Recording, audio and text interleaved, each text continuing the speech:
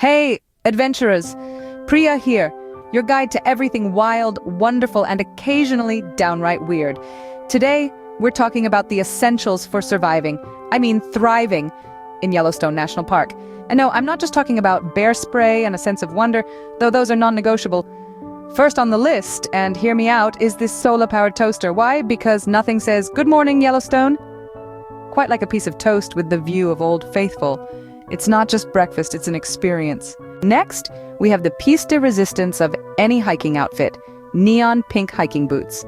Not only are they a fashion statement, but if you ever get lost, just stick your feet up in the air.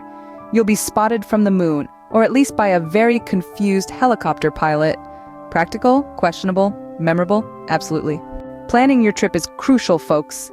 This map of Yellowstone adorned with stickers for every hotspot. And I mean every hotspot. Geysers, picnic areas, and yes, every bathroom, because when nature calls, you better have reception. Let's not forget the essentials. A water purification gadget that I swear looks like a sci-fi prop, a bear-proof food container that doubles as a drum for impromptu music sessions, and of course, a high-tech multi-tool that does everything except file your taxes, though I'm sure there's an app for that. Sun protection is key, my friends, hence this hat. Sure, it's large enough to provide shade for me and 3 of my closest friends, but it also folds into a convenient frisbee. Talk about multi-use. So there you have it.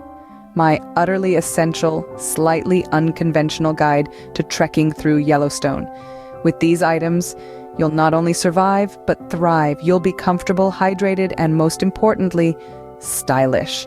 Because remember, if you didn't post it, did it even happen? Stay wild, stay prepared, and whatever you do, don't forget your toaster.